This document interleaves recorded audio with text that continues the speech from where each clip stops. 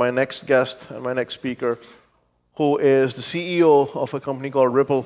Brad Garlinghouse, may I have you here, please?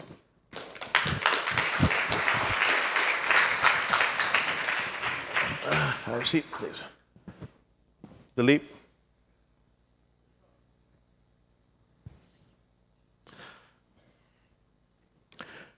The Internet of Value. That is the message that we keep telling. Tell us a little about it, what the problem is, and what you're trying to do. Well, so I thought Dilip's, first of all, thank you for having me. I thought Dilip's presentation was great, in part because it highlights so clearly what the problem is. You know, just within remittances, he talked about 7.2% costs across, on average. And the goal was that I think by 2030, the goal was to be at 300 basis points. I will tell you, I will feel like Ripple has failed terribly if we only achieved that goal. 300 basis points, when I think about an internet of value, it really is allowing value to move the way information moves today. We don't think about sending an email or loading a web page. I can access any piece of information from anywhere in the world at any time for virtually no cost. If we only reach 300 basis points in 2030, that will feel like a failure of massive opportunity for progress. You know, I make the joke, and you've heard me say this, that if you and I decide we want to get 10,000 US dollars into San Francisco today, the fastest way for us to do it is to go buy a plane ticket and fly it there. You know, I think everyone in here would agree that we're going to see more and more examples of connected devices in an Internet of Things, and some of those devices are going to be economic actors. Today, the only efficient way for me to transmit, between those economic actors, between those devices, if I wanted to pass a nickel between devices, the only way to do it is to hand it. Yeah. There's no efficient way to do that. Well, we don't have a framework for micropayments. We definitely don't. And again, I'll go back to Dilip's presentation. The data, it's profound. If by 2030 we're still at 300 basis points, that is a failure. I mean, the one thing is that everyone in this room we can exchange an email with, but we cannot exchange money with. We have to make sure that their system talks to ours and vice versa. And so back to what Dilip described, how did we solve that as an industry? It's called SMTP. There's a standard that allows interoperability, a protocol that allows interoperability.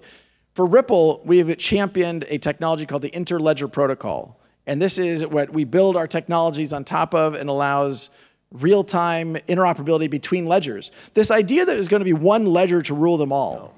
No. As you and I have discussed previously, Ripple has taken some contrarian bets early, and one of them was, look, we don't think there's going to be one ledger to rule them all. You need to think about interoperability between ledgers and connecting the ledgers so that we can let value move the way information moves today. So let's talk about the problem that Ripple is trying to solve. Maybe you want to start with how money moves between banks right now and let people know a little bit about that. Well, given that we're at Money 2020, I'm guessing many people in the audience know this well, but the nature of blockchain technology is to allow two parties to transact without trust by eliminating that central counterparty. Correspondent banking is a series of central counterparties. If we can leverage blockchain technologies to change correspondent banking, where you're hopping between bank to currency, where each bank is adding time, is adding some cost, if we can fundamentally democratize how correspondent banking works today, we can not only change the goal of talking about 300 basis points that Dilip was talking about, we talk about 30 basis points.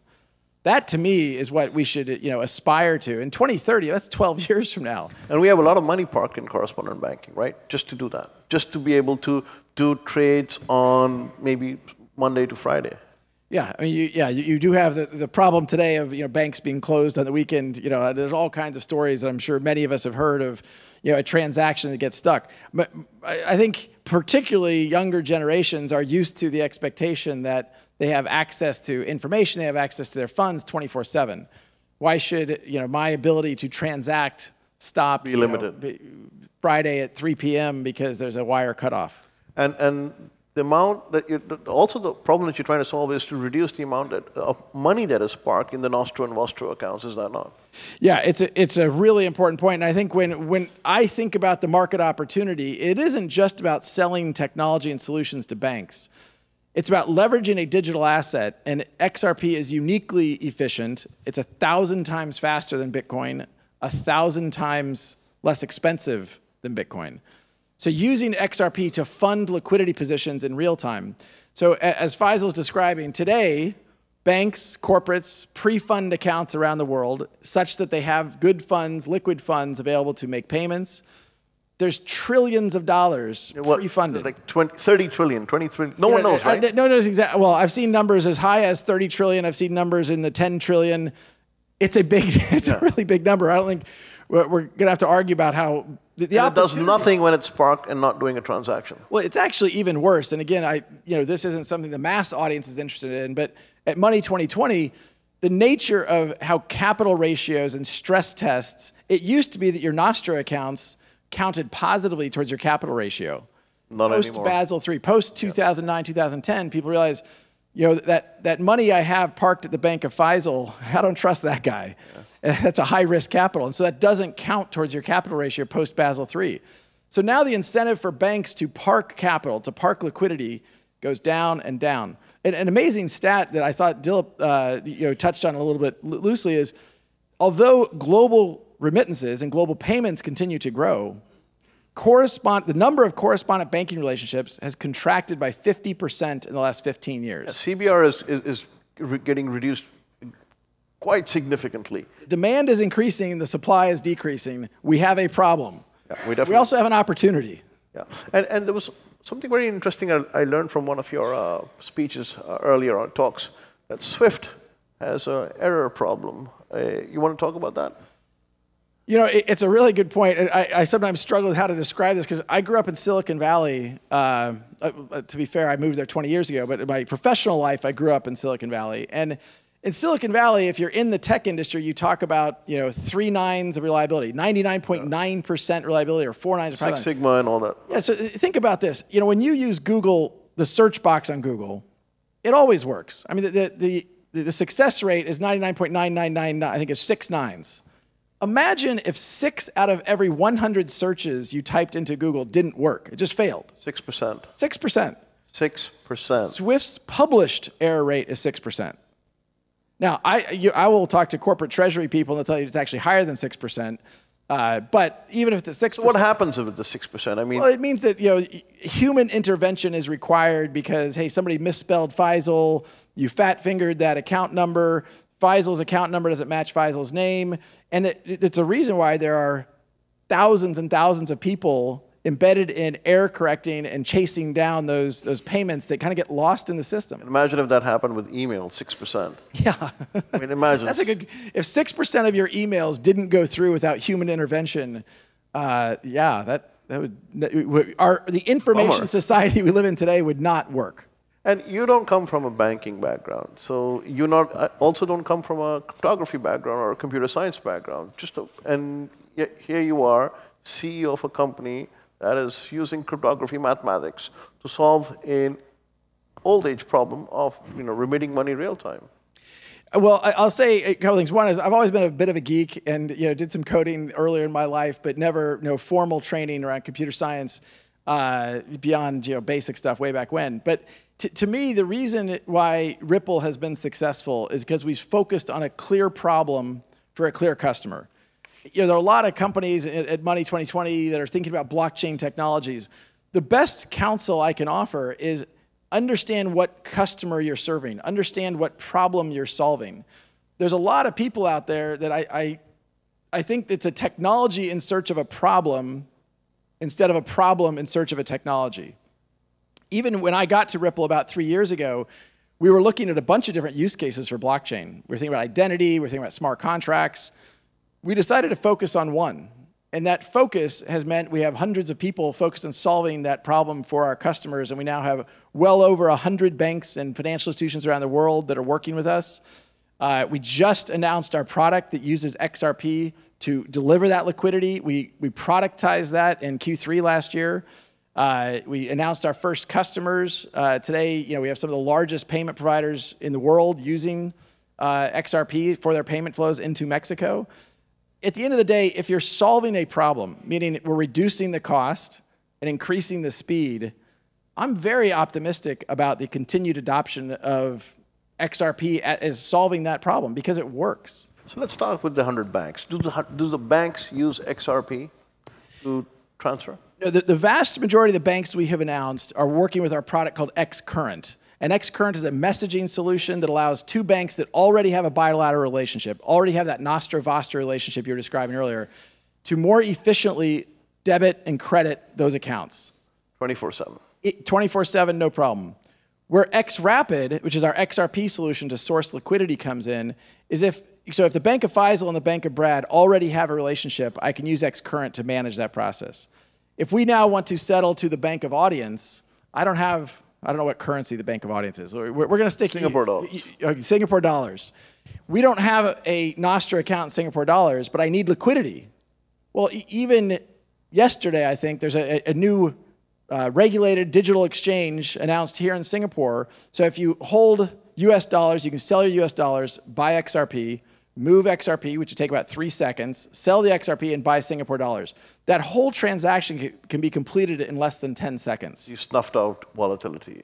The volatility, it's fascinating. There's a lot of misinformation out there about digital assets broadly, and certainly around Ripple. Volatility is not really, that's fake news. Volatility, you're talking about 3 seconds of volatility risk. So here's a crazy thought exercise. If the average SWIFT transaction is about 2 days, that's 48 hours, that's just shy of 180,000 seconds. Take my word for it, that's the math. You can either do 3 seconds of an asset that is highly volatile, or you can do 180,000 seconds of an asset that is low volatility. It turns out there's more volatility risk using SWIFT and fiat than there is using XRP. Martin, can we have the poll question? I want to take a very quick poll, and we'll give the result towards the end. How many people think that payments, cryptocurrency-based payments, will become the norm in 2018? Yes, no, and a maybe. You can use your Slido to do that, and we'll come back to that. But coming back to the 100 banks. Are the 100 banks, if another bank joins the network and it's 101, are they all able to communicate with each other using your XCurrent platform currently? Yeah, we call that RippleNet. And so we have banks that have agreed upon a rule set using the same software such they can efficiently participate. And we now are signing up more than a bank a week or a financial institution a week. So that the network effects are very strong here. The more nodes on a network, the value of that network increases by the square of the nodes. So every time we add another node to the network, the value of participating goes up, and so the value to the next bank to sign up, the next payment provider, next financial institution to sign up goes up. So the momentum is definitely building. I'll be interested to see what the survey says. Although, to me, the survey, it isn't about whether you as an individual are using a digital asset to make a payment. It's about how digital assets can be used in the infrastructure to dramatically accelerate what is the primary payment mechanism we use today through financial institutions. And you're not a bank per se. You want to market, or you do market yourself as a payment network or a processor? It's a good question. I just got this question a couple days ago. Somebody said to me, are you a crypto company or a blockchain company? And I said, no, we're a payments company. Yeah, payments. We happen to use cryptography. We happen to use blockchain technologies. We happen to use a digital asset to solve a payments problem. In a decentralized manner. In a decentralized manner. The XRP ledger is a decentralized open source technology. Ripple vanishes tomorrow. If Ripple, the company, goes away, the XRP ledger will continue to persist. Including RippleNet? I hope Ripple doesn't go away, just for the record, but yeah. Why? I mean, so explain that part of decentralization. How does that work? And my second question to you is, because you're issuing a token, doesn't that make you a money transmitter now in the eyes of most regulators? And if that, how would you go about that? So I'll take that second part. When we come back to the first part, if I forget the first part, please ask me again. I want to talk about regulation because there's so much uncertainty that people perceived uncertainty, really. What we all experienced in the digital asset market was a lot of, in January, the markets, rumors out of India, rumors out of South Korea, things sold off. And I tweeted out recently. You had a good year, 20,000%. 20,000% increase. I tweeted out recently, I'm ignoring that for the moment, because I tweeted regulatory uncertainty it's a euphemism, in my opinion. It's a euphemism for I don't agree with the regulation. The regulatory certainty, I mean, look, there is clear regulatory frameworks for doing payments. And yes, you have to have KYC information. You have to do AML checks. You have to do BSA checks. We can list the 3-letter acronyms and 4-letter acronyms that come after that. This idea that there's regulatory uncertainty, to me, is trying to pretend that crypto somehow shouldn't adhere to the regulations that already exist. That's just not the real world. I mean, one of the reasons why Ripple was controversial and contrarian early on is because we said that the revolution of blockchain isn't going to happen from outside the system. It's going to happen from within the system. Many in the blockchain community have espoused, many in the Bitcoin community have espoused this idea that, down with government, down with banks. Look, Ripple's taking the position that governments aren't going away. I don't think they're going to go away anytime soon. And so if you want to dramatically change the nature of how payments flow, if you want to solve Dilip's problem that he's talking about earlier, you want to work with the system. You want to work with the regulators. And when regulators understand that using Ripple's technology and using XRP through the flow that I described, you're going from one regulated institution to another regulated institution. There's a KYC account, a KYC verified account on both ends. There's AML checks on both ends. There's no regulatory uncertainty. And coming to the earlier question. What was it? Oh. It was a really good question. I know. But we forgot. We forgot. Okay. Quick question. Within the crypto community, Ripple is considered to go against everything that crypto stands for. Why do you think this belief exists? Well, I think it's what we were just talking about. To use the crypto parlance, we're working with the man. The crypto community wants to kill the man. Look, I just take the point of view that the most effective way to have an impact, to dramatically change how the world works, is not to pretend that governments are going to go away. We can have, and the progress we have made, in my opinion, in the last 3 years is astounding. Yeah, no doubt. It's incredible to me, and it's because we're not trying to blow up the system. We're working with the system. And talking about working with the system, you will not be, and I think you're cognizant that you will not be the only network out there, and there are other networks, who are doing fantastic jobs and will. Absolutely. How will you all work together? Well, that goes back to the interoperability discussion we were having earlier. I think some would like to believe in a world where everyone adopts one ledger, and every transaction is happening through that one open ledger. I don't think that's going to exist. And I think that we are... We'll have a multitude of, different kinds of ledgers, securities ledgers. That's where your ILP comes in. That's exactly right. And that's how I think we truly deliver an internet of value. We have a minute. Maybe you want to explain what ILP is. So ILP stands for Interledger Protocol. In the same way I think the Internet of Information was built on technologies like TCP/IP and HTTP, we believe the Internet of Value will be built upon ILP, the Interledger Protocol. And this is an open source? An open source technology that we have embedded and partnered with a bunch of companies around the world. It'll continue to evolve and develop. Certainly we have been a protagonist, and some of the inventors of ILP work at Ripple. Networks can connect. That's exactly right. Seamlessly. That's exactly right. They could be any Bitcoin to XRP to JPY to... And the multi-hop across, you want to go from a JP Morgan ledger through Bitcoin, through ACH, and pay out on Linlen Pay? Okay, no problem. And are we seeing these rollouts happen? We actually did a demonstration of a test where you went through 7 different ledgers through ILP at the same time. And one quick last point. You're not just working with banks. You're working with payment providers, NBFIs as well, wallet providers, telcos, and MNOs that can actually exchange value, correct? I mean, to me, that's part of the example of it's not going to be one ledger to rule them all. When I often probably make the mistake, I say banks, and then I'll correct myself and say financial institutions. And look, to me, anyone who is helping a consumer or business host value and move value, we want to work with them. We want to enable Exxon, who might be banking with Santander, to enable payouts to their drivers in Nigeria using M-Pesa. Today, Exxon wants to do that, and that's a really hard problem for them. Through technologies that we're talking about here, to real-time interoperability such that Santander can execute a payment and have it settle into M-Pesa in seconds, that's a big change from where we are today. And again, I'll go back to Dilip's presentation earlier. if we're successful, by 2030, we're not going to be talking about 300 basis points. We're going to be talking about 30 basis points. Which will do magic for the global economy. Without question. Can we have the results for the poll of what people actually put up? Let's see. So 49% said no.